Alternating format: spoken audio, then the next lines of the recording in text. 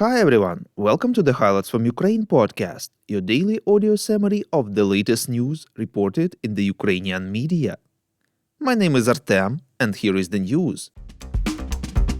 973 days less the Russian invasion of Ukraine.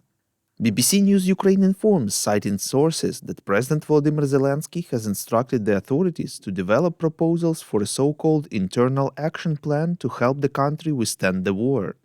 This is a document that will address internal decisions in many areas: military industry, defense, economy, social policy, and others.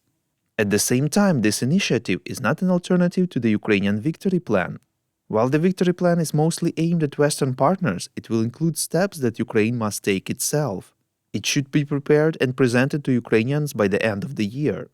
Quote, "The goal is to do everything possible to maintain unity and achieve results in various areas of the country's development," the source explained. The EU Council officially approved a loan of up to 35 billion euros for Ukraine, funded by profits from frozen Russian assets, reports RBK Ukraine. The loan is a part of a plan agreed upon by the Group of Seven during the June summit, which includes providing Ukraine with a total of $50 billion financed by profits from Russian assets. Ukraine will not be required to repay this loan, as it will not be funded by EU member states. Furthermore, the funds will not be earmarked, allowing Ukraine to allocate them at its discretion. Later, Dalip Singh, Deputy National Security Advisor to the White House, said that the United States intends to allocate $20 billion to Ukraine as part of the $50 billion loan from G7, reports European Pravda. The White House official said that President Joe Biden's administration intends to divide its share of the loan between military and financial assistance to Ukraine. Military aid requires approval from the US Congress. He announced that the loan's details would be agreed upon during a meeting of the Group of Seven finance ministers this week in the Italian city of Stresa. We would really appreciate if you could recommend us to your friends and family, as well as share information on social media. This way more people would learn about the podcast and truth about Russia's invasion of Ukraine. South Korean intelligence informs that North Korea has sent 3,000 troops to Russia to support it in the war against Ukraine, and is also trying to isolate the families of selected soldiers in a certain place to prevent information from spreading, reports Ukrainska Pravda. Seoul added that Pyongyang has promised to provide a total of about 10,000 troops whose deployment is expected to be completed by December. On Tuesday, South Korea's presidential administration called for the immediate withdrawal of North Korean troops from Russian territory, warning that it could consider supplying lethal weapons to Ukraine if military ties between the two countries go too far. Later, John Kirby, White House National Security Communications Advisor, said that the United States possesses information regarding North Korean military training in Russia. However, it remains unclear whether these troops will be directly involved in the war against Ukraine. He confirmed South Korean information that between early to mid-October, North Korea moved at least 3,000 soldiers into eastern Russia. Quote, "We assess that these soldiers traveled by ship from the Wonsan area in North Korea to Vladivostok in Russia.